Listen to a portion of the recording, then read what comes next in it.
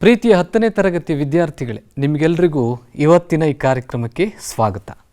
ಮಕ್ಕಳೇ, ಇವತ್ತು ನಾವು ಸಮಾಜಶಾಸ್ತ್ರ ವಿಭಾಗದ 2ನೇ ಅಧ್ಯಾಯವನ್ನು ತಿಳ್ಕೊಳ್ಳೋಣ. ಮಕ್ಕಳೇ, ನಿಮಗೆಲ್ಲರಿಗೂ ಗೊತ್ತಿರೋ ಹಾಗೆ ಮನುಷ್ಯ ಈ ಭೂಮಿ ಮೇಲಿರುವಂಥ ಅತ್ಯಂತ ಬುದ್ಧಿವಂತ ಜೀವಿ. ಮನುಷ್ಯನಿಗೆ ತನ್ನದೇ ಆದಂಥ ಮೂಲಭೂತ ಅವಶ್ಯಕತೆಗಳಿರ್ತವೆ ಅಲ್ಲೋ ಮಕ್ಕಳೇ? ಹಾಗಾದರೆ ಮನುಷ್ಯನ ಮೂಲಭೂತ ಅವಶ್ಯಕತೆಗಳು ಯಾವುವು ಗೊತ್ತಲ್ವಾ? ಆಹಾರ, ಬಟ್ಟೆ ಮತ್ತು ವಸತಿ ಇವೆಲ್ಲವುಗಳು ಮನುಷ್ಯನ ಮೂಲಭೂತ ಅವಶ್ಯಕತೆಗಳು. ಈ ಮೂಲಭೂತ ಅವಶ್ಯಕತೆಗಳನ್ನು ಪೂರೈಸಿಕೊಳ್ಳುವುದಕ್ಕೆ ಮನುಷ್ಯನಿಗೆ ಏನು ಬೇಕು ಹೇಳಿ? ಮನುಷ್ಯನಿಗೆ ಹಣ ಬೇಕು. ಹಣ ಇಲ್ಲದೆ ಹೋದರೆ ಮನುಷ್ಯ ತನ್ನ ಮೂಲಭೂತ ಅವಶ್ಯಕತೆಗಳನ್ನು ಪೂರೈಸಿಕೊಳ್ಳುವುದಕ್ಕೆ ಸಾಧ್ಯವಿಲ್ಲ. ಹಾಗಾದರೆ ಮೂಲಭೂತ ಅವಶ್ಯಕತೆಗಳನ್ನು ಪೂರೈಸಿಕೊಳ್ಳುವುದಕ್ಕೆ ಮನುಷ್ಯನಿಗೆ ಹಣ ಬೇಕು ಅನ್ನೋದು ನಮ್ಗೆ ಗೊತ್ತಾಯಿತು ಮಕ್ಕಳೇ. ಹಾಗಾದರೆ ಈ ಹಣ ಅಷ್ಟು ಸುಲಭದಲ್ಲಿ ಬರುತ್ತಾ? ಖಂಡಿತವಾಗಿ ಇಲ್ಲ. ಹಣ ಬೇಕಂದರೆ ನಾವೇನು ಮಾಡಬೇಕು? ಕೆಲಸ ಮಾಡಬೇಕು ಅಲ್ವಾ? ಪರಿಶ್ರಮ ಪಟ್ಟು ದುಡಿಬೇಕು. ಕೈ ಕೆಸರಾದರೆ ಬಾಯಿ ಮೊಸರು. ಕೆಲಸ ಮಾಡಿದ್ರೆ ಮಾತ್ರ ನಮ್ಗೆ ದುಡ್ಡು ಬರುತ್ತೆ. ದುಡ್ಡು ಬೇಕಂದರೆ ಪ್ರತಿಯೊಬ್ಬರೂ ಕೆಲಸ ಮಾಡಲೇಬೇಕು. ಒಟ್ಟಾರೆಯಾಗಿ ನಮ್ಮ ಜೀವನವನ್ನು ಸಾಗಿಸೋದಕ್ಕೆ, ಜೀವನದ ಅವಶ್ಯಕತೆಗಳನ್ನು ಪೂರೈಸಿಕೊಳ್ಳುವುದಕ್ಕೆ ನಮಗೆ ಹಣ ಬೇಕು. ಹಣಕ್ಕಾಗಿ ನಾವು ದುಡಿಬೇಕು. ಹಾಗಾದರೆ ಮಕ್ಕಳೇ, ಇವತ್ತಿನ ತರಗತಿಯಲ್ಲಿ ನಾವು ದುಡಿಮೆ ಎನ್ನುವಂಥ ಪಾಠದ ಬಗ್ಗೆ ತಿಳಿದುಕೊಳ್ಳೋಣ. ಹಾಗಾದರೆ ಈ ಅಧ್ಯಾಯದಲ್ಲಿ ನಾವೇನೆಲ್ಲ ನೋಡ್ತೀವಿ ಅನ್ನೋದನ್ನು ನೋಡೋದಾದರೆ, ಶ್ರಮ ವಿಭಜನೆ, ದುಡಿಮೆಯಲ್ಲಿ ಅಸಮಾನತೆ, ಸಂಭಾವನೆ ರಹಿತ ಮತ್ತು ಸಂಭಾವನೆ ಸಹಿತ ದುಡಿಮೆ, ಸಂಘಟಿತ ವಲಯಗಳ ದುಡಿಮೆಗಾರರು, ಅಸಂಘಟಿತ ವಲಯಗಳ ದುಡಿಮೆಗಾರರು ಮತ್ತು ಅಸಂಘಟಿತ ದುಡಿಮೆಗಾರರ ಸವಾಲುಗಳ ಬಗ್ಗೆ ನಾವು ನೋಡಬೇಕು ಮಕ್ಕಳೇ ಅಲ್ವಾ? ಪರೀಕ್ಷಾ ದೃಷ್ಟಿಯಿಂದಲೂ ಈ ಪಾಠ ಏನಿದೆ ಇದು ಅತ್ಯಂತ ಮಹತ್ವವಾದಂಥದ್ದು. ಮಕ್ಕಳೇ, ನಿಮಗೆಲ್ಲ ಗೊತ್ತಿರೋ ಹಾಗೆ ಪ್ಲೇಟೋ ಏನು ಹೇಳ್ತೀರಿ? ಪ್ಲೇಟೋ ತನ್ನ ಗ್ರಂಥವಾದಂತಹ ದಿ ರಿಪಬ್ಲಿಕ್ ಎನ್ನುವಂಥ ಪುಸ್ತಕದಲ್ಲಿ ಇವನೇನು ಹೇಳ್ತಾನೆ ಅಂದರೆ, ಮಾನವ ಸಮಾಜವು ಸ್ವಾಭಾವಿಕ ಅಸಮಾನತೆಗಳಿಂದ ಕೂಡಿದೆ ಅಂತ ಹೇಳ್ತಾನೆ. ಮನುಷ್ಯರೆಲ್ಲರೂ ಒಂದೇ ರೀತಿಯಾಗಿ ಇರೋದಿಲ್ಲ, ನಮ್ಮಲ್ಲಿ ಅಸಮಾನತೆಗಳಿದೆ ಅಂತ ಆತ ಹೇಳ್ತಾನೆ. ಈ ಅಸಮಾನತೆ ಶ್ರಮ ವಿಭಜನೆಯಿಂದ ಕೂಡಿರುತ್ತೆ ಅನ್ನುವಂತಹ 2 ಅಂಶಗಳನ್ನು ಇಲ್ಲಿ ಪ್ಲೇಟೋ ಹೇಳಿರೋದನ್ನು ನಾವು ಗಮನಿಸಬೇಕಾಗುತ್ತೆ ಮಕ್ಕಳೇ.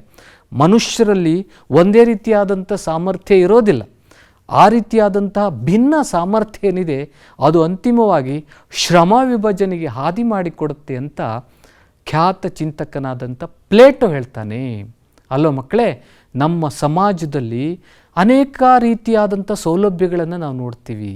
ನಮಗೆ ಅಗತ್ಯ ಇರತಕ್ಕಂಥ ಸೌಲಭ್ಯಗಳನ್ನು ಅಥವಾ ವಸ್ತು ಪದಾರ್ಥಗಳನ್ನು ಬೇರೆ ಬೇರೆ ವರ್ಗದವರು ನಮಗೆ ಪೂರೈಕೆ ಮಾಡ್ತಾ ಇರ್ತಾರೆ. ಒಬ್ಬರೇ ಇಲ್ಲಿ ಪೂರೈಕೆ ಮಾಡೋದಿಲ್ಲ. ಒಂದು ಉದಾಹರಣೆ ನಾನು ನಿಮಗೆ ಕೊಡ್ತೇನೆ ನೋಡಿ ಮಕ್ಕಳೇ. ಯಾವುದೋ ಒಂದು ವಸ್ತುವನ್ನು ರೈತರು ಏನು ಮಾಡ್ತಾರೆ? ಉತ್ಪಾದನೆ ಮಾಡ್ತಾರೆ. ಈಗ ನಾವು ಉಪಯೋಗಿಸುವಂಥ ಬಟ್ಟೆನೇ ನೀವು ತಗೊಳ್ಳಿ. ಮೊದಲನೇದಾಗಿ ಪದಾರ್ಥಗಳ ಉತ್ಪಾದನೆಗೆ ಯಾರು ಬೇಕೋ? ರೈತರು ಬೇಕು.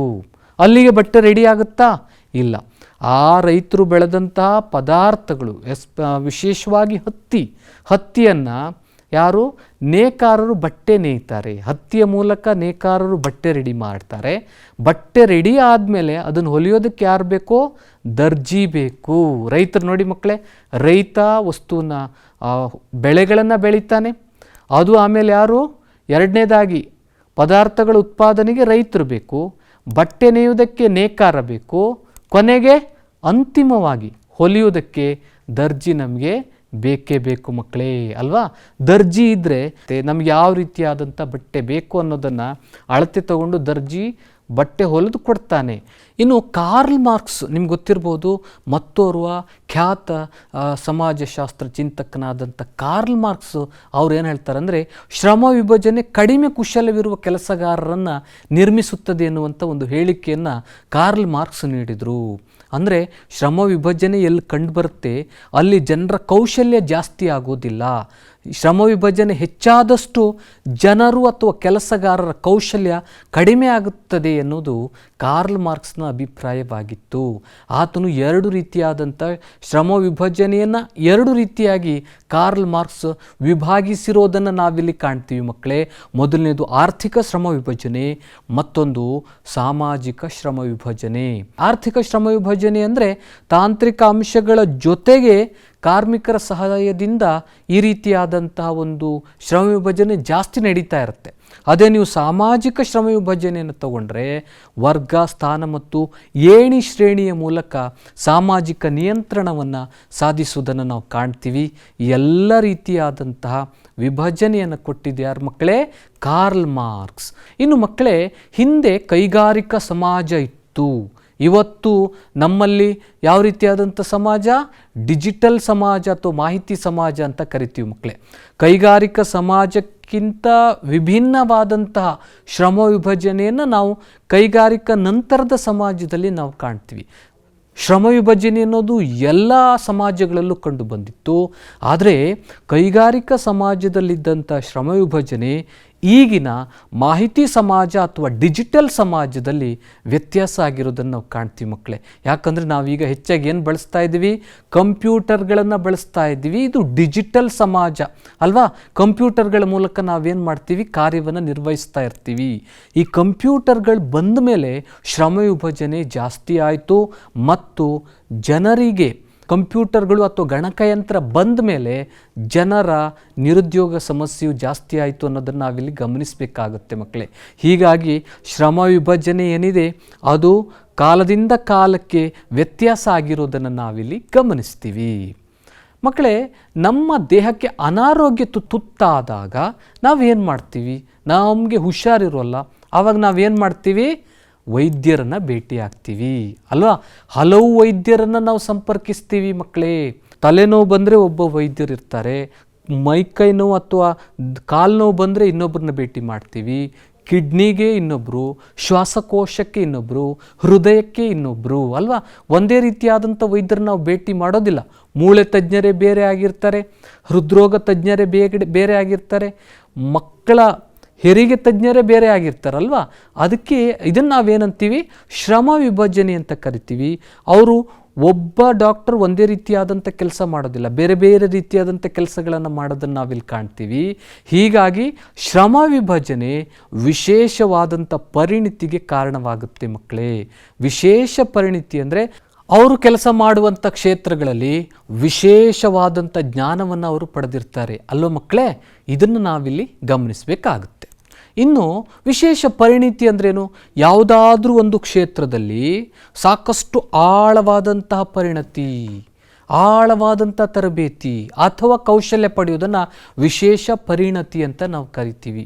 ಯಾವುದೋ ಒಂದು ಕ್ಷೇತ್ರ ತಗೊಳ್ಳಿ, ಅಲ್ಲಿ ಕೆಲಸ ಮಾಡ್ತಕ್ಕಂಥವರಿಗೆ ವಿಶೇಷವಾದಂಥ ಜ್ಞಾನ ಇರುತ್ತೆ ಅಲ್ವಾ? ಅದನ್ನು ನಾವು ವಿಶೇಷ ಪರಿಣತಿ ಅಂತ ಕರಿತೀವಿ. ಆ ರೀತಿಯಾದಂಥ ಜ್ಞಾನ ಹೇಗೆ ಬಂತು?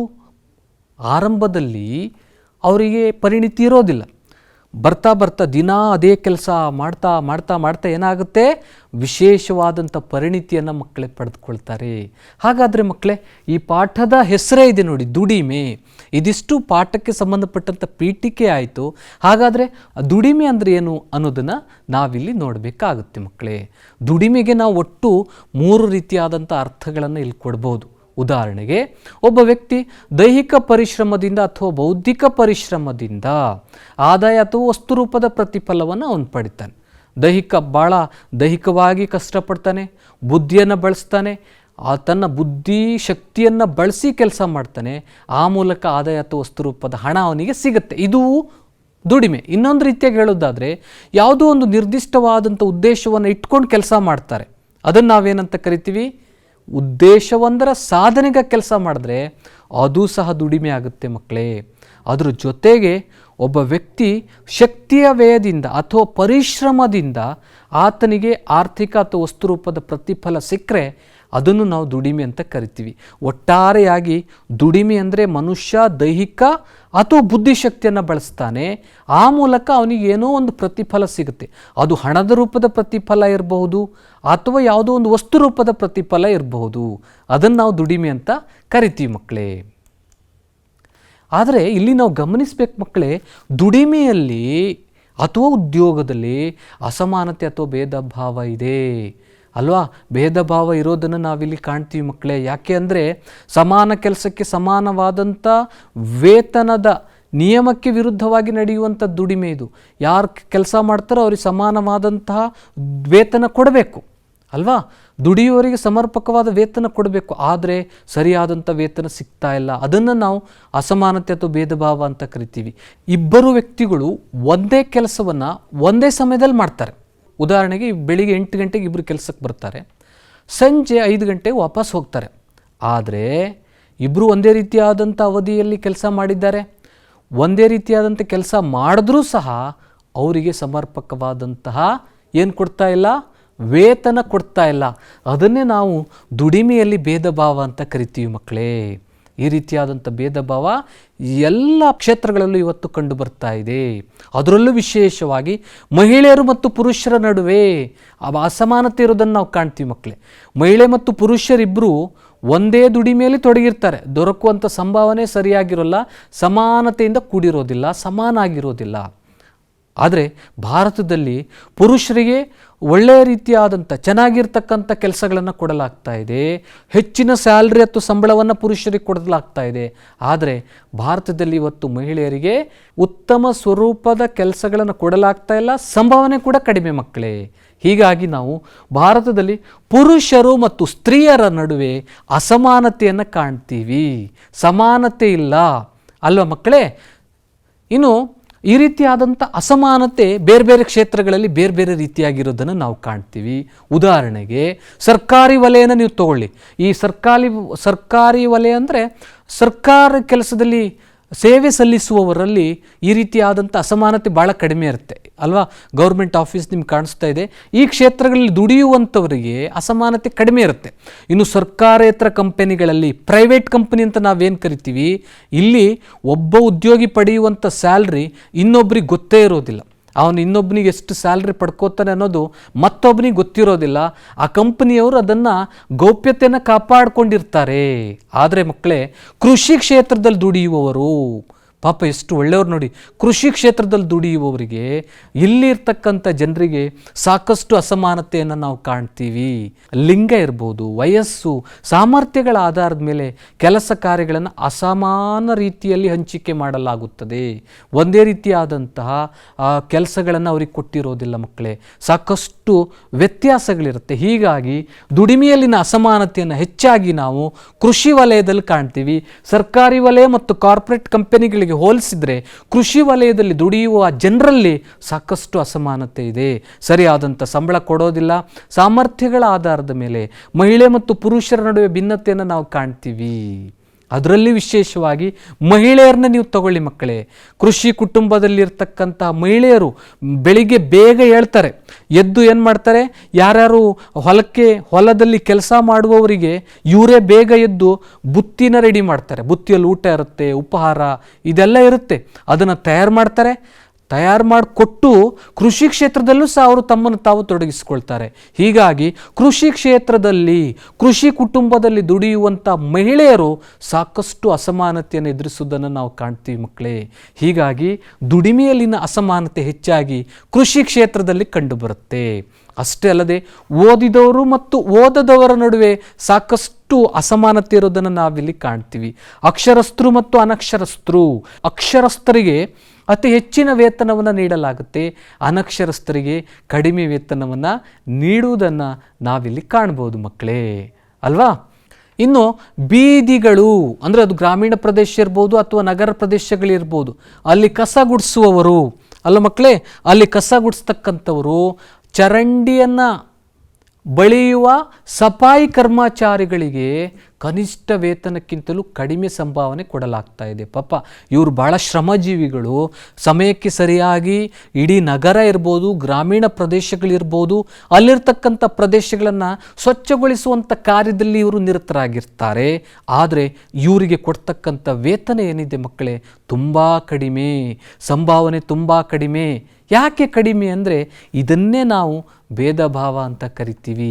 ಈ ವ್ಯವಸ್ಥೆ, ನಾವು ಏನು ವ್ಯವಸ್ಥೆಯನ್ನು ರಚಿಸ್ಕೊಂಡು ಮಾಡ್ಕೊಂಡಿದ್ದೀವೋ ವ್ಯವಸ್ಥೆಯಿಂದಾಗಿ ಇಂಥವರು ಕಷ್ಟಪಡುವಂತಾಗಿದೆ, ಅಸಮಾನತೆಯಿಂದಾಗಿ ಇಂಥವರು ಕಷ್ಟಪಡುವಂತಾಗಿದೆ ಮಕ್ಕಳೇ. ಇಲ್ಲಿ ದುಡಿಮೆಯನ್ನು ಮಕ್ಕಳೇ ನಾವು ಎರಡು ರೀತಿಯಾಗಿ ವಿಂಗಡಿಸ್ತೀವಿ. ಒಂದು ಸಂಭಾವನೆ ರಹಿತ ದುಡಿಮೆ, ಮತ್ತೊಂದು ಸಂಭಾವನೆ ಸಹಿತ ದುಡಿಮೆ. ಹಾಗಾದರೆ ಇವೆರಡರ ಅರ್ಥ ಏನು ಅನ್ನೋದನ್ನು ನಾವು ನೋಡೋಣ. ರಹಿತ ಮತ್ತು ಸಹಿತ ಅನ್ನೋದನ್ನು ನೀವಿಲ್ಲಿ ಗಮನಿಸಬೇಕು. ಮೊದಲನೇದು ಸಂಭಾವನೆ ರಹಿತ ದುಡಿಮೆ. ಸಂಭಾವನೆ ನಿಮ್ಗೆ ಗೊತ್ತು. ಸಂಭಾವನೆ ಅಂದರೆ ಒಂದು ಕೆಲಸಕ್ಕೆ ಯಾವುದೋ ಒಂದು ಕೆಲಸವನ್ನು ಪೂರ್ಣಗೊಳಿಸೋದಕ್ಕಾಗಿ ನೀಡುವಂಥ ಹಣ ರೂಪ ಇರ್ಬೋದು, ಅದು ವಸ್ತು ಇರ್ಬೋದು. ನೀವು ಕೆಲಸ ಮಾಡೋ ನಿಮ್ಗೇನು ಸಿಗುತ್ತೆ? ದುಡ್ಡು ಸಿಗುತ್ತೆ. ಸಂಭಾವನೆ ಕೊಡ್ತಾರೆ ನಿಮ್ಗೆ ಅಲ್ವಾ, ದುಡ್ಡು ಸಿಕ್ಕೇ ಸಿಗುತ್ತೆ. ಆದರೆ ಇಲ್ಲಿ ಮಕ್ಕಳೇ ನೀವು ಗಮನಿಸಬೇಕು, ದುಡಿಮೆಗೆ ಪ್ರತಿಯಾಗಿ ಯಾವುದೇ ರೀತಿಯಾದಂಥ ಸಂಭಾವನೆ ಕೊಡೋಲ್ಲ, ಅಥವಾ ವಸ್ತುಗಳ ರೂಪದಲ್ಲಿ ಯಾವುದೇ ರೀತಿಯಾದಂತಹ ಪ್ರತಿಫಲ ಸಿಗದೆ ಹೋದರೆ ಅದನ್ನು ನಾವು ಸಂಭಾವನೆ ರಹಿತ ದುಡಿಮೆ ಅಂತ ಕರಿತೀವಿ.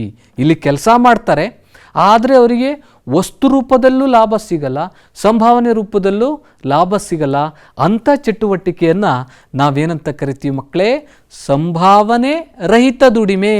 ದುಡಿಮೆ ಮಾಡ್ತಾರೆ, ದುಡ್ಡಿರಲ್ಲ. ಎಲ್ಲೆಲ್ಲಿ ಯಾವ ಕ್ಷೇತ್ರಗಳಲ್ಲಿ ಕಂಡು ಬರುತ್ತೆ ಇದು? ಕುಟುಂಬದ ಸದಸ್ಯರು, ನಾವು ಮನೆಯಲ್ಲೇ ಕೆಲಸ ಮಾಡ್ತೀವಿ ನೋಡಿ, ಕಸ ಗುಡಿಸ್ತೀವಿ, ಪಾತ್ರೆ ತೊಳಿತೀವಿ, ಬಟ್ಟೆ ಒಗಿತೀವಿ, ಮನೆಗೆ ನೀರು ತರ್ತೀವಿ. ಇಲ್ಲಿ ನಮಗೆ ದುಡ್ಡು ಸಿಗುತ್ತಾ? ಯಾರಿಗೋ ಹೆಲ್ಪ್ ಮಾಡ್ತೀವಿ, ನಾವು ಸಹಕಾರದಿಂದ ಕೆಲಸ ಮಾಡ್ತೀವಿ. ಯಾರೋ ನಮಗೆ ಫೋರ್ಸ್ ಮಾಡ್ತಾರೆ, ಅದನ್ನ ಎತ್ಕೊಂಡು ಬರೋ, ಇದನ್ನ ಎತ್ಕೊಂಡು ಬಾ ಅಂತ, ಅಲ್ಲೂ ಕೆಲಸ ಮಾಡ್ತೀವಿ, ದುಡ್ಡು ಸಿಗಲ್ಲ. ಸ್ವಯಂ ಪ್ರೇರಣೆಯಿಂದ ನಮ್ಮಷ್ಟಕ್ಕೆ ನಾವು ಕೆಲಸ ಮಾಡೋದು. ಏನೋ ಒಂದು ಆಸಕ್ತಿ ಬಂತು, ನಾನು ಕೆಲಸ ಮಾಡಬೇಕನ್ನೋ ಆಸಕ್ತಿ ಬರುತ್ತೆ, ನಾವಾಗಿ ಒಂದು ಕೆಲಸ ಮಾಡ್ತೀವಿ, ಆಗಲೂ ದುಡ್ಡು ಸಿಗಲ್ಲ. ಇನ್ನೊಬ್ಬರ ಮೇಲೆ ಪ್ರೀತಿಯಿಂದ ಅವ್ರಿಗೆ ಸಹಾಯ ಮಾಡ್ತೀವಿ, ದುಡ್ಡು ಸಿಗಲ್ಲ. ಇನ್ನು ಸ್ಕೌಟ್ಸ್ ಆ್ಯಂಡ್ ಗೈಡ್ಸ್, ನಿಮ್ಗೆ ಗೊತ್ತಿರ್ಬೋದು, ಶಾಲಾ ಕಾಲೇಜುಗಳಲ್ಲಿರ್ತಕ್ಕಂಥ ಸ್ಕೌಟ್ಸ್ ಆ್ಯಂಡ್ ಗೈಡ್ಸ್ ಇರ್ಬೋದು, NCC ಇರ್ಬೋದು, NSS ರಾಷ್ಟ್ರೀಯ ಸೇವಾ ಯೋಜನೆ, ಇಲ್ಲಿ ಕೆಲಸ ಮಾಡುವಂಥವರಿಗೆ ದುಡ್ಡು ಸಿಗಲ್ಲ. ಇವೆಲ್ಲವುಗಳನ್ನು ನಾವು ಸೇವೆ ಅಂತ ತಿಳ್ಕೊಬೇಕಾಗುತ್ತೆ. ಇಲ್ಲಿ ಪಾಪ ಅವರು ಕಷ್ಟಪಟ್ಟು ಪರಿಶ್ರಮ ಪಟ್ಟು ದೈಹಿಕವಾಗಿ ಬೆವರು ಸುರಿಸ್ತಾರೆ, ಆದರೆ ದುಡ್ಡು ಸಿಗಲ್ಲ ಮಕ್ಕಳೇ. ಇಷ್ಟೇ ಅಲ್ಲ, ITI ನಿಮ್ಗೆ ಗೊತ್ತಿರ್ಬೋದು, ITI ಕೋರ್ಸ್ ಅಂತ ನಾವೇನು ಮಾಡ್ತೀವಿ, ವಿದ್ಯಾಭ್ಯಾಸಕ್ಕೆ ಸಂಬಂಧಪಟ್ಟಂಥ ITI ಕೋರ್ಸ್ ಏನಿದೆ, ITI ಕೋರ್ಸಲ್ಲಿರ್ತಕ್ಕಂಥ ವಿದ್ಯಾರ್ಥಿಗಳು ಸಹ ಯಾವುದೋ ಒಂದು ಕಂಪ್ನಿಗೆ ಹೋಗ್ಬಿಟ್ಟು ಕೆಲಸ ಮಾಡ್ತಾರೆ ಸ್ವಲ್ಪ ದಿವಸ. ಆದರೆ ಅಲ್ಲಿ ಕೆಲಸ ಮಾಡಿದ್ರೂ ಅವ್ರಿಗೆ ದುಡ್ಡು ಸಿಗಲ್ಲ. ಅದನ್ನು ನಾವೇನಂತ ಕರಿತೀವಿ? ಪ್ರಾಕ್ಟಿಕಲ್ಸ್ ಅಂತ ಕರಿತೀವಿ ಅಲ್ವಾ. ಅಲ್ಲಿ ಹೋಗಿ ಕೆಲಸ ಮಾಡ್ತಾರೆ, ಅಲ್ಲಿರ್ತಕ್ಕಂಥ ಕಂಪ್ನಿಯವ್ರಿಗೆ ಕೆಲಸ ಮಾಡ್ತಾರೆ, ಆದರೆ ಅವ್ರಿಗೆ ದುಡ್ಡು ಸಿಗಲ್ಲ. ಅವ್ರು ಯಾಕೆ ಹೋಗಿದ್ದು ಅಂದರೆ ಇವರು ಕಲಿಯೋ ಉದ್ದೇಶದಿಂದ ಅಲ್ಲಿಗೆ ಹೋಗಿರುವಂಥದ್ದು ಅಲ್ವಾ. ಇವರು ತಮ್ಮ ಖುಷಿಗೋಸ್ಕರ ಚಿತ್ರ ಬಿಡಿಸ್ತಾ ಇದ್ದಾರೆ ಕಲಾಕಾರರು, ಆದರೆ ಅವರಿಗೂ ಯಾರೂ ದುಡ್ಡು ಕೊಡಲ್ಲ. ದಾದಿಯರ ಕೋರ್ಸ್ ಅಂತ ನಾವು ನರ್ಸಿಂಗ್ ಕೋರ್ಸ್ ಅಥವಾ ದಾದಿಯರ ಕೋರ್ಸ್ ಅಂತ ನಾವೇನು ಕರಿತೀವಿ, ಅಲ್ಲಿರ್ತಕ್ಕಂಥವರಿಗೂ ಸಹ ಸಂಭಾವನೆ ಸಿಗೋದಿಲ್ಲ ಮಕ್ಕಳೇ. ಕೌಟುಂಬಿಕ ದುಡಿಮೆಯಲ್ಲೇ ತೊಡಗಿರುವಂಥ ಮಹಿಳೆಯರು ಸಂಭಾವನೆ ರಹಿತ ದುಡಿಮೆಗೆ ಒಂದು ಉತ್ತಮ ಉದಾಹರಣೆ. ಇನ್ನೊಂದು, ಆ ಒಂದು ಸಂಭಾವನೆ ರಹಿತ ದುಡಿಮೆಗೆ ವಿರುದ್ಧವಾಗಿರುವಂಥದ್ದು ಸಂಭಾವನೆ ಸಹಿತ ದುಡಿಮೆ. ಇಲ್ಲಿ ನೋಡಿ, ಇಲ್ಲಿ ಯಾರೇ ಕೆಲಸ ಮಾಡಿದ್ರೂ ಈ ವಿಧದ ದುಡಿಮೆಯಲ್ಲಿ ದುಡ್ಡು ಸಿಕ್ಕೇ ಸಿಗುತ್ತೆ, ಹಣ ಸಿಕ್ಕೇ ಸಿಗುತ್ತೆ. ನಿಗದಿತ ವೇತನವನ್ನು ಗಂಟೆಗಳ ಆಧಾರದ ಮೇಲೆ ಕೆಲವರು ದುಡಿತಾರೆ, ಇನ್ನು ಕೆಲವರು ಒಂದು ದಿನದ ಮಟ್ಟಿಗೆ ದುಡಿತಾರೆ, ಇನ್ನು ಕೆಲವರಿಗೆ ವಾರದ ಆಧಾರದ ಮೇಲೆ ಸ್ಯಾಲ್ರಿ ಕೊಡ್ತಾರೆ, ಮತ್ತೆ ಕೆಲವರಿಗೆ ತಿಂಗಳ ಆಧಾರದಲ್ಲಿ. ನೋಡಿ, ನಮ್ಮ ಭಾರತದಲ್ಲಿ ಜಾಸ್ತಿ ಕಂಡು ಬರೋದು ತಿಂಗಳದ ಆಧಾರದ ಮೇಲೆ ಅವರ ದೈಹಿಕ ಶ್ರಮಕ್ಕೆ ಅಥವಾ ವ್ಯಕ್ತಿ ಮಾಡಿರ್ತಕ್ಕಂಥ ಅರೆ ಕುಶಲ ಕೆಲಸಕ್ಕೆ ಅಥವಾ ಕುಶಲ ಕೆಲಸಕ್ಕೆ ವೇತನ ಅಥವಾ ಸಂಬಳವನ್ನು ಕೊಡ್ತಾರೆ ಅಲ್ವಾ. ಇದನ್ನು ನಾವು ಸಂಭಾವನೆ ಸಹಿತ ದುಡಿಮೆ ಅಂತ ಕರಿತೀವಿ. ಹಾಗಾದರೆ ಸಂಭಾವನೆ ಸಹಿತ ದುಡಿಮೆ ಎಲ್ಲೆಲ್ಲಿ ಕಂಡು ಬರುತ್ತೆ?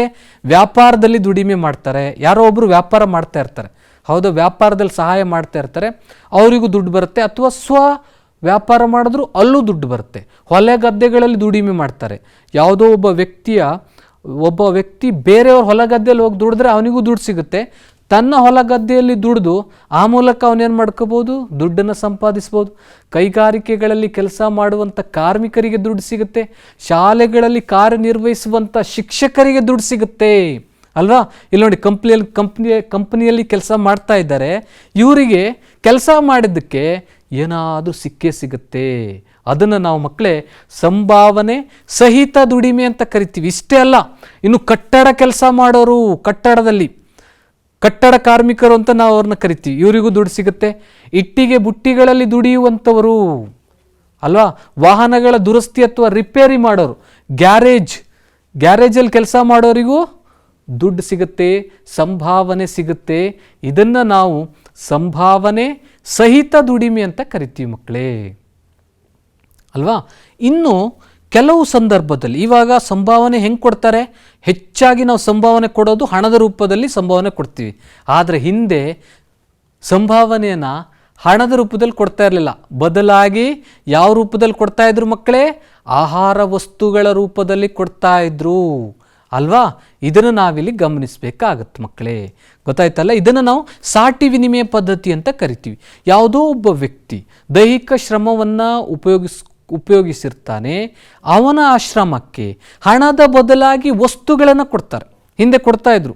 ಅವನು ಕೆಲಸ ಮಾಡಿರ್ತಾನೆ, ಹಣ ಕೊಡಲ್ಲ, ಬದಲಾಗಿ ವಸ್ತು ಕೊಡ್ತಾ ಇದ್ರು. ಯಾವ ವಸ್ತುನ? ಯಾವುದೋ ಒಂದು ತಿಂಡಿನ ಕೊಡೋದು ಅಥವಾ ಅವನಿಗೆ ಅವಶ್ಯಕ ಆಗಿರೋ ಒಂದು ವಸ್ತುನ ಕೊಡ್ತಾ ಇದ್ರು. ಆಹಾರ ಪದಾರ್ಥಗಳು ಅಂದರೆ ಅಕ್ಕಿ ಇರ್ಬೋದು, ಬೇಳೆ ಇರ್ಬೋದು. ಇದನ್ನು ದುಡಿಮೆಗಾರರಿಗೆ ಸಂಭಾವನೆ ರೂಪದಲ್ಲಿ ನೀಡ್ತಾ ಇದ್ರು. ಆದರೆ ಮಕ್ಕಳೇ, ನೀವು ಗಮನಿಸಬೇಕು, ದಿನದಿಂದ ದಿನಕ್ಕೆ ಹಣದ ಬಳಕೆ ಜಾಸ್ತಿ ಆಗ್ತಾ ಹೋಯಿತು. ಆಗ ದುಡಿಮೆಗೆ ಸಂಭಾವನೆಯನ್ನು ಹಣದ ರೂಪದಲ್ಲೇ ನೀಡುವ ಪದ್ಧತಿ ಆರಂಭ ಆಯಿತು. ಈಗ ನೀವೆಲ್ಲೇ ಹೋಗಿ ಯಾವ ರೂಪದಲ್ಲಿ ಕೊಡ್ತಾರೆ? ವಸ್ತು ರೂಪದಲ್ಲಿ ಸಂಭಾವನೆ ಕೊಡೋದು ಭಾಳ ಕಮ್ಮಿ.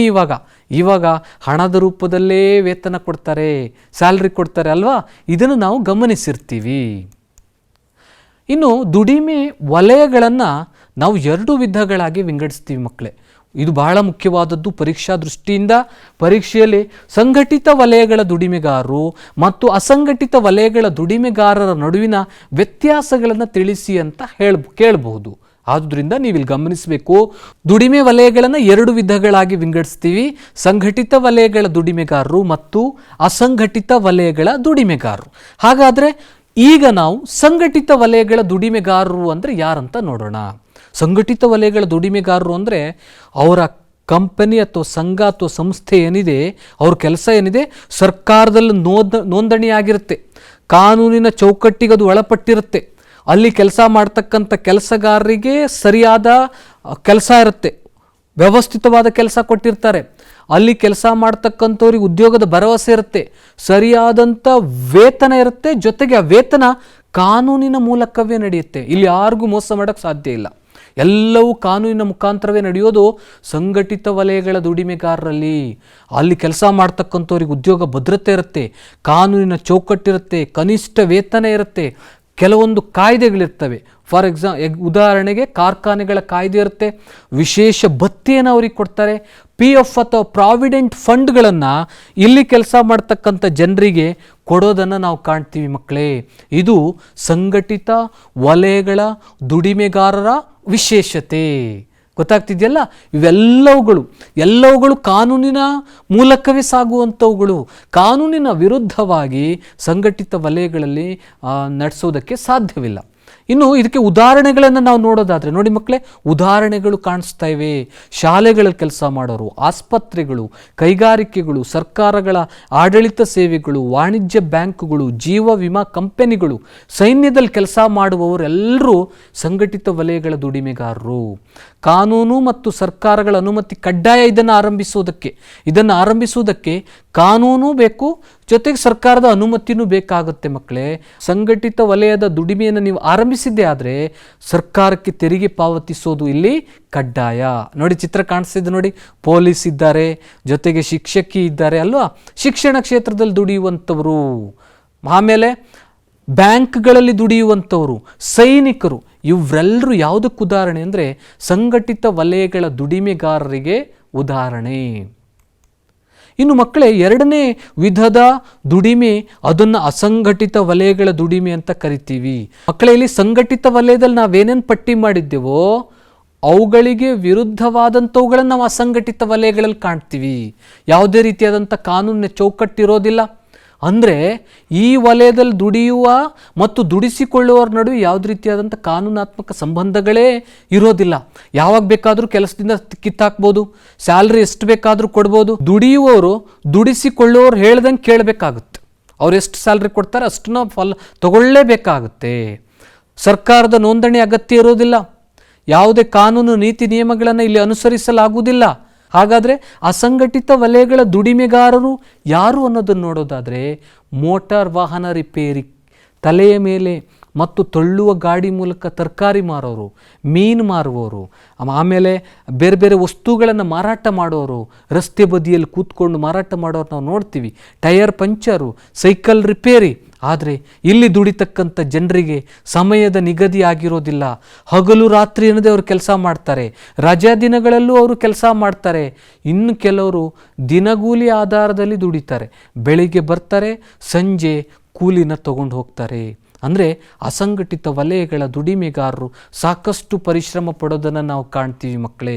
ಸರ್ಕಾರ ನಿಗದಿಪಡಿಸಿರುತ್ತೆ ಇಂಥವ್ರಿಗೆ ಇಷ್ಟು ಸ್ಯಾಲ್ರಿ ಕೊಡಲೇಬೇಕು ಅಂತ, ಆದರೆ ಇವರು ಸರ್ಕಾರ ನಿಗದಿಪಡಿಸಿರುವ ವೇತನಕ್ಕಿಂತಲೂ ಕಡಿಮೆ ವೇತನ ಪಡ್ಕೊಂಡಿರ್ತಾರೆ. ವೈದ್ಯಕೀಯ ಸೌಲಭ್ಯ ಅವರಿಗೆ ಇರೋದಿಲ್ಲ, ಹುಷಾರಿಲ್ಲ ಅಂದರೆ ಕೆಲಸಕ್ಕೆ ಬರೋಕ್ಕಾಗಲ್ಲ, ಕೆಲಸಕ್ಕೆ ಬಂದಿಲ್ಲ ಅಂದರೆ ಸ್ಯಾಲ್ರಿ ಇಲ್ಲ ಅಲ್ವಾ. ಯಾವುದೇ ರೀತಿಯಾದಂಥ ವಿಶೇಷ ಭತ್ಯೆ ಇಲ್ಲ. ವಿಶೇಷವಾದಂಥ ಭತ್ಯೆ ಅಂದರೆ ಅವರಿಗೆ ನಾವು ಅದನ್ನ ಏನಂತ ಕರಿತೀವಿ, ಸಾರಿಗೆ ಭತ್ಯೆ ಇರ್ಬೋದು ಅಥವಾ ವೈದ್ಯಕೀಯ ಭತ್ಯೆ ಇರ್ಬೋದು, ಅಂಥವುಗಳು ಯಾವುದೂ ಇರೋದಿಲ್ಲ. ಪ್ರತಿದಿನ ಅವ್ರು ಕಷ್ಟಪಡಬೇಕಾಗುತ್ತೆ. ಜೊತೆಗೆ ಇವರ ದುಡಿಮೆಗೆ ರಜೆ ಅನ್ನೋದೇ ಇರೋದಿಲ್ಲ, ಅವ್ರಿಗೆ ರಜಾ ಅನ್ನೋದೇ ಇರೋದಿಲ್ಲ. ಆದರೆ ಸಂಘಟಿತ ವಲಯಗಳ ದುಡಿಮೆಗಾರರಿಗೆ ಇವೆಲ್ಲ ಸೌಲಭ್ಯಗಳಿರುತ್ತೆ.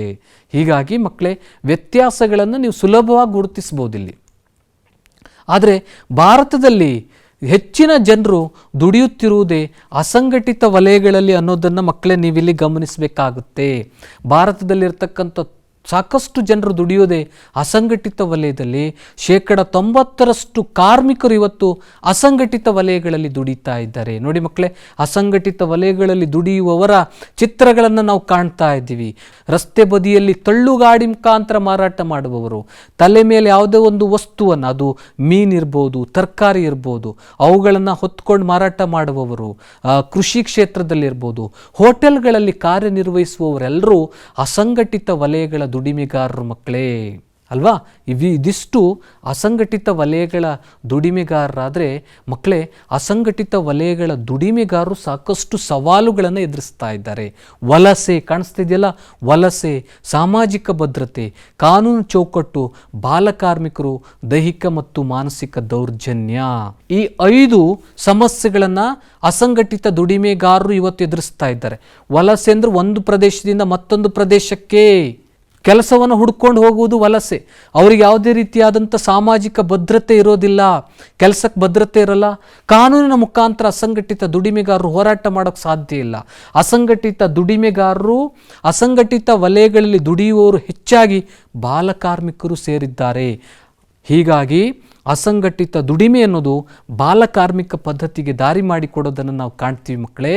ಕೊನೆಯದಾಗಿ ಈ ವಲಯದಲ್ಲಿ ದುಡಿಯುವಂತಹ ಕಾರ್ಮಿಕರು ಸಾಕಷ್ಟು ದೈಹಿಕ ಮತ್ತು ಮಾನಸಿಕ ದೌರ್ಜನ್ಯವನ್ನು ಎದುರಿಸ್ತಾ ಇದ್ದಾರೆ. ಇದಿಷ್ಟು ಅಸಂಘಟಿತ ದುಡಿಮೆಗಾರರ ಸವಾಲುಗಳು. ಮಕ್ಕಳೇ, ಇದುವರೆಗೆ ನಾವು ದುಡಿಮೆ ಪಾಠದಲ್ಲಿ ಸಂಭಾವನೆ ರಹಿತ ದುಡಿಮೆ, ಸಂಭಾವನೆ ಸಹಿತ ದುಡಿಮೆ, ಶ್ರಮ ವಿಭಜನೆ, ವಿಶೇಷ ಪರಿಣಿತಿ, ಸಂಘಟಿತ ಅಸಂಘಟಿತ ಕೆಲಸಗಾರರ ಬಗ್ಗೆ ತಿಳ್ಕೊಂಡಿವಲ್ವಾ. ಇವತ್ತು ನಾವು ಅಧ್ಯಯನ ಮಾಡಿದಂಥ ಈ ಅಂಶಗಳ ಕುರಿತಂತೆ ಕೆಲವೊಂದು ಪ್ರಶ್ನೆಗಳು ನಿಮ್ಮ ಮುಂದೆ ಬರ್ತಾ ಇವೆ ನೋಡಿ. ಈ ಕೆಳಗಿನ ವಾಕ್ಯಗಳಲ್ಲಿ ಖಾಲಿ ಬಿಟ್ಟಿರುವ ಸ್ಥಳಗಳನ್ನು ಸೂಕ್ತ ಉತ್ತರಗಳಿಂದ ಭರ್ತಿ ಮಾಡಿರಿ. ಶ್ರಮ ವಿಭಜನೆಯು ಡ್ಯಾಶ್ಗೆ ಕಾರಣವಾಗುವುದು. 2ನೇದು, ಭೂರಹಿತ ಕೃಷಿ ಕಾರ್ಮಿಕರನ್ನು ಡ್ಯಾಶ್ ಕೆಲಸಗಾರರು ಎಂದು ಕರೆಯುತ್ತಾರೆ. 3ನೇದು, ವೈದ್ಯಕೀಯ ಸಂಸ್ಥೆಗಳ ಕಾರ್ಮಿಕರನ್ನು ಡ್ಯಾಶ್ ಕೆಲಸಗಾರರು ಎಂದು ಕರೆಯುತ್ತಾರೆ. ಈ ಮೂರೂ ಪ್ರಶ್ನೆಗಳು ಪುಟ ಸಂಖ್ಯೆ 84ರಲ್ಲಿ ಇದೆ ಮಕ್ಕಳೇ. ಸಮಾಜ ವಿಜ್ಞಾನ ಭಾಗ 1 ಪುಟ ಸಂಖ್ಯೆ 84ರಲ್ಲಿದೆ. ಇನ್ನು ಎರಡನೇ ಮೇನ್ ಈ ಕೆಳಗಿನ ಪ್ರಶ್ನೆಗಳಿಗೆ ಒಂದೊಂದು ವಾಕ್ಯದಲ್ಲಿ ಉತ್ತರಿಸಿ. ಶ್ರಮ ವಿಭಜನೆ ಎಂದರೇನು? ಸಂಭಾವನೆ ಸಹಿತ ದುಡಿಮೆ ಎಂದರೇನು? ಸಂಭಾವನೆ ರಹಿತ ದುಡಿಮೆ ಎಂದರೇನು? ಸಂಘಟಿತ ದುಡಿಮೆಯ ವಲಯ ಎಂದರೇನು? ಅಸಂಘಟಿತ ದುಡಿಮೆಯ ವಲಯ ಎಂದರೇನು? ಅಸಂಘಟಿತ ದುಡಿಮೆಗಾರರು ಎದುರಿಸುತ್ತಿರುವ ಸವಾಲುಗಳು ಯಾವುವು? 7ನೇ ಪ್ರಶ್ನೆ ನೋಡ್ತಾ ಇದ್ದೀರಿ ಮಕ್ಕಳೇ. ಸಂಘಟಿತ ದುಡಿಮೆಯ ಪ್ರಕಾರಗಳು ಯಾವುವು ತಿಳಿಸಿ. ದುಡಿಮೆಯ ತಾರತಮ್ಯತೆಯನ್ನು ವಿವರಿಸಿ. ಅಸಂಘಟಿತ ದುಡಿಮೆಗಾರರು ಎದುರಿಸುತ್ತಿರುವ ಸಾಮಾಜಿಕ ಭದ್ರತೆಯ ಸವಾಲುಗಳನ್ನು ವಿವರಿಸಿ. ಸಂಘಟಿತ ಮತ್ತು ಅಸಂಘಟಿತ ಕೆಲಸಗಾರರ ನಡುವಿನ ವ್ಯತ್ಯಾಸಗಳೇನು? ಇದುವರೆಗೆ ನಾವು ಸಮಾಜಶಾಸ್ತ್ರದ 2ನೇ ಅಧ್ಯಾಯವಾದ ದುಡಿಮೆಗೆ ಸಂಬಂಧಪಟ್ಟಂಥ ಸಾಕಷ್ಟು ವಿಚಾರಗಳನ್ನು ತಿಳಿದುಕೊಂಡ್ವಿ. ಈ ವಿಚಾರಗಳ ಜೊತೆಗೆ ನಿಮ್ಮ ಶಿಕ್ಷಕರು ಇನ್ನೂ ಸಾಕಷ್ಟು ವಿಚಾರಗಳನ್ನು ನಿಮಗೆ ತಿಳಿಸಿಕೊಡಲಿದ್ದಾರೆ. ನಿಮಗೆಲ್ಲರಿಗೂ ಶುಭವಾಗಲಿ. ನಮಸ್ಕಾರ.